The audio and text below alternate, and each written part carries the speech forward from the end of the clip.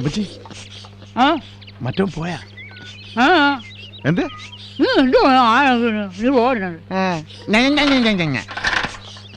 ആദ്യം ഈ കുന്താണ്ടോക്കം മാറ്റ് ചില താലിബാനിച്ചുകളെ പോലെ മറ്റോ പോയാ അവന്റെ ചേച്ചിയെ കൊണ്ടു വിടാൻ പോയിരിക്കുക. അവൻ പോണില്ലേ? അന്ന കൊച്ചമ്മയ്ക്ക് ഭേദമായതിനു ശേഷമേ അവൻ പോവും. അവൻ ഇവിടുന്ന് പോയില്ലെങ്കിലേ അവൻ ഇവിടുന്ന് ഞാൻ പറപ്പിക്കും. പറപ്പിക്കും. ദേ വക്കീലിനെ വിളിക്കാനോ മറ്റോ നിന്നെ വിളിപ്പിച്ചത്? വക്കീലിനെ വിളിപ്പിക്കാൻ അവനെ വിട്ടാ മതി. ഞാൻ ഇവിടുത്തെ മാനേജറാ. ഓ മാനേജർ പറഞ്ഞിടക്കാൻ കൊള്ളാം. എടാ അവരുടെ മുമ്പിലേ നീ ഇവിടത്തെ ഡാമേജറാ. എടാ പോത്തെ, ഇനിയെങ്കിലും കൊച്ചമ്മമാരുടെ അടുത്ത് തഞ്ചത്തിൽ നിന്നാ നിനക്ക് വല്ലതും കിട്ടും. അല്ലെങ്കിലേ താമരപ്പൂ പോലെ ഇങ്ങനെ കുളത്തി കിടക്കാം. അമ്മച്ചി നോക്കിക്കോ, അവനെ കൊണ്ട് ഈ ബംഗ്ലാവും സ്വത്തുക്കളും ഞാൻ എഴുതി വാങ്ങിച്ചില്ലെങ്കിൽ എനിക്ക് കിട്ടില്ല. അമ്മച്ചി അമ്മച്ചി എങ്ങനെങ്കിലും പറഞ്ഞ് എനിക്ക് വാങ്ങിച്ചു, അല്ലെങ്കിൽ ഞാൻ ചത്തുകളയും.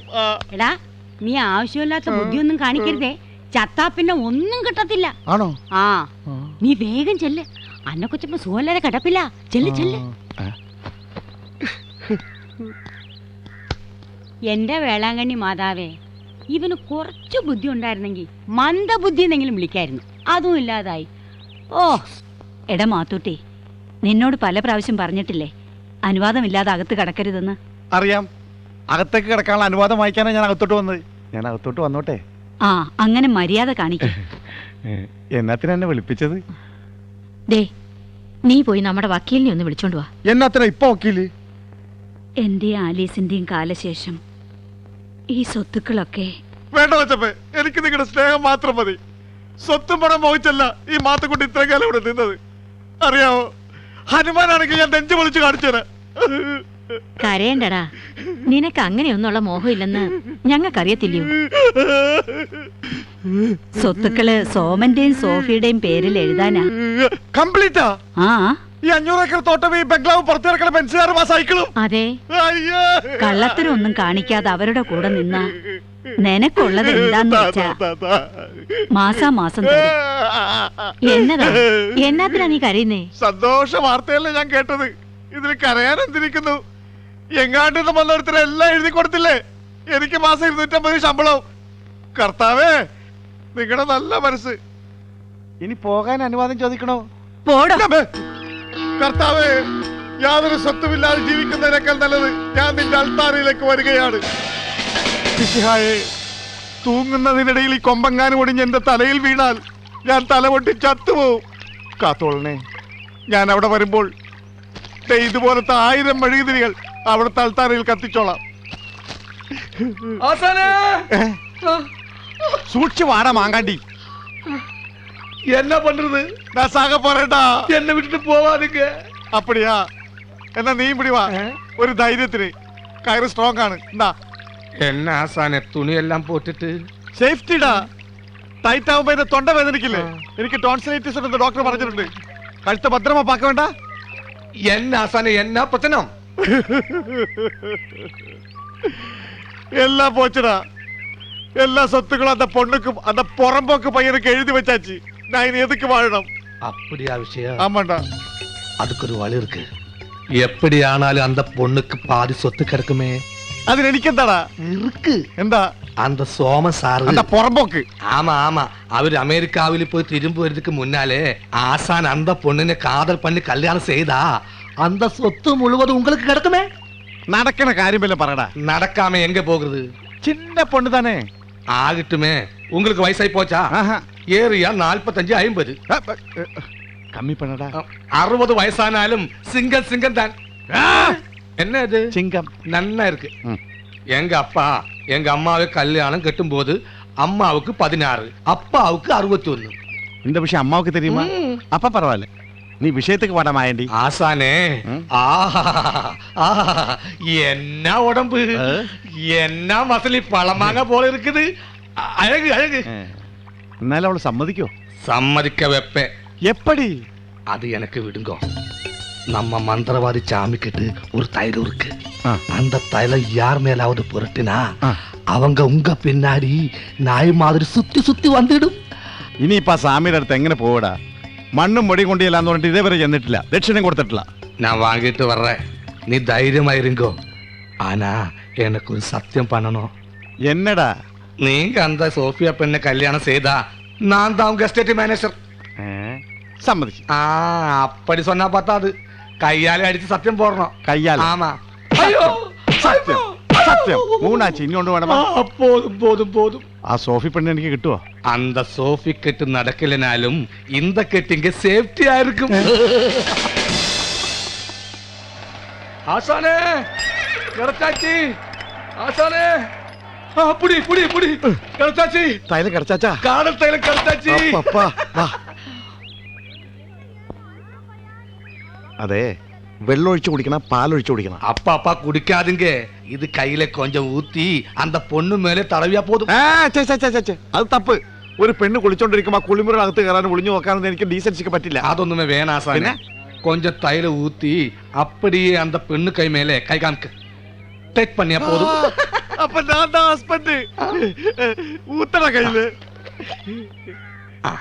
കൊഞ്ചം കൂടി ഊത്തട. கல்யாணத்துக்கு இது போதும். സ്വത്തുക്ക് ஓ சொத்துக்கு കാതൽ പണം, കാതൽ പണം. அப்படி ஒரு படம் இருக்கா? പടമല്ലടാ, മണം. ಏಯ್ ಮಾತುಟಿ, ആ ಏನು ವಿಶೇಷ? നല്ല വിശേഷം. ಸೋಫಿಯಾಳ್ಗೆ ಒಂದು ಲೆಟರ್ ದಾರೆ. സോഫിയക്ക് ലെറ്ററാ?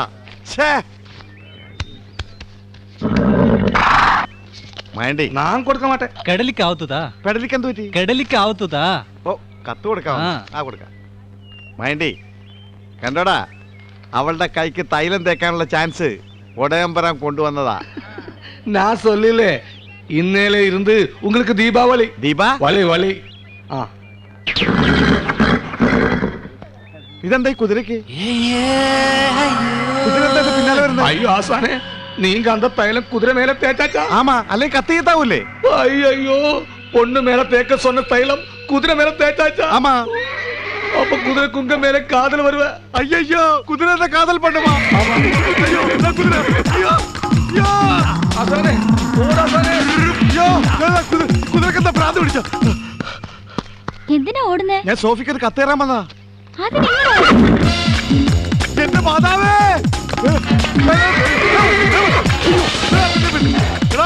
വയാട്ടി, ഇതെന്തൊടുക്കുന്ന തൈവാടാ? ஆசானே ஒலிஞ்சோட ஸ்ட்ரைட் ஓடு.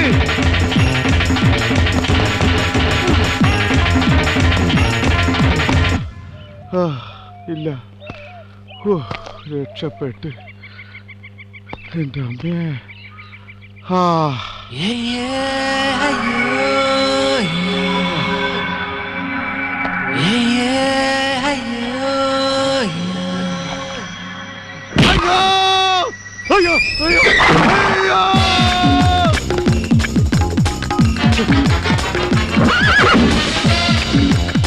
അയ്യോ, അയ്യോ, ദാ വണ്ടി. അയ്യോ, ദാ വണ്ടി, ദാ വണ്ടി. അയ്യോ, അയ്യോ. അയ്യോ, അയ്യോ, എന്നെ രക്ഷിക്കണേ.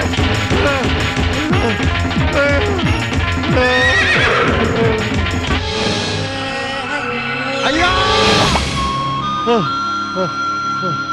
മാതാവേ, ഞാനൊരു മനുഷ്യനാണെന്ന കാര്യം കൂടി ഓർക്കണ്ടേ? ആ ജന്തു என்ன காதல் கிஸ், டைட்டானிக் மாதிரி இருந்த.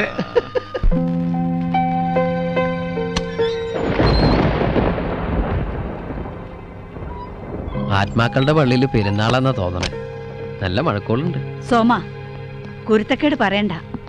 ആത്മാക്കള് പൊറുക്കുകയല്ല. ഞാനൊരു തമാശ പറഞ്ഞ ആത്മാക്കൾക്ക് എന്താ തമാശ ഇഷ്ടമല്ലേ? ഞങ്ങൾ പേടിച്ചിരിക്കുമായിരുന്നു. എവിടെയായിരുന്നു ഇതുവരെ? വെറുതെ കുറച്ച് നടന്നു. വഴിയിൽ വെച്ച് പാലക്കച്ചനെ കണ്ടു. പിന്നെ പള്ളിയിൽ പോയി. ഓരോന്ന് പറഞ്ഞിരുന്ന് നേരം പോയതറിഞ്ഞില്ല. എന്തിനാ ഇങ്ങനെ അലഞ്ഞു തിരിയാൻ പോയേ? ഞങ്ങൾക്കറിയാം, ഇവിടം വിട്ടുപോകാൻ വിഷമമുണ്ട് അല്ലേ?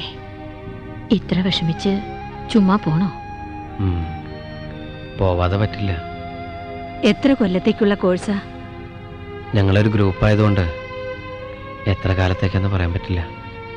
ഗ്രൂപ്പോ? അതെ, ഞാൻ മാത്രമല്ല, ഞങ്ങൾ 5-6 പേരുണ്ട്. ഗ്രൂപ്പ് വിസയാ. ആന്നോ? അപ്പൊ നീ? അല്ല, നിങ്ങള് പ്രാർത്ഥനയൊക്കെ ചൊല്ലിയോ? നീ വരട്ടെ എന്ന് കരുതിയിരിക്കുമായിരുന്നു. ആ, സോഫിയെ വിളിക്കേ. ആളെന്തേ? അന്നേച്ചി, കോഴ്സ് കഴിഞ്ഞ് തിരിച്ച് ഇങ്ങോട്ട് തന്നെ വരണമെന്ന് പറയാന്ന് പറഞ്ഞിട്ട്. ഞാൻ പറയാൻ തുടങ്ങിയതാ, അപ്പോഴത്തേക്ക് അവൻ വിഷയം മാറ്റിയല്ലോ.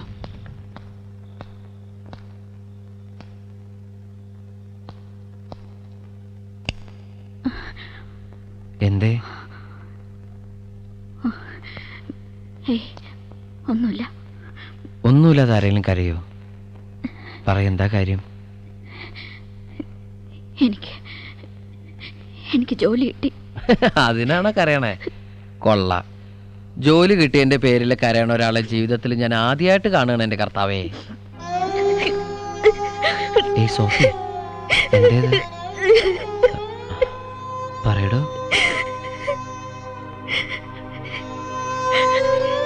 എന്റെ ചേട്ടന്റെ ജീവന് പകരമായിട്ടാ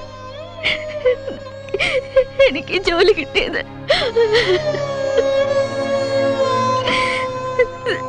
എന്താ കയ്യില്?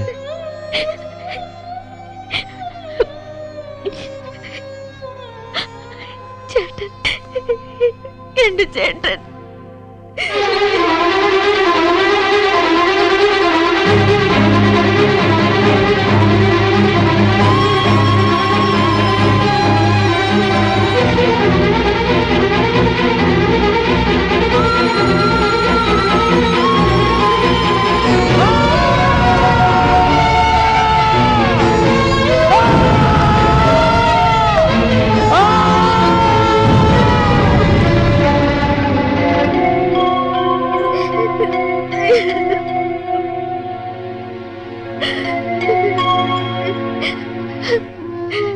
സ്വന്തം പറയാൻ ഈ ലോകത്ത് എനിക്ക് എന്റെ ചേട്ടൻ മാത്രമേ ഉണ്ടായിരുന്നുള്ളൂ.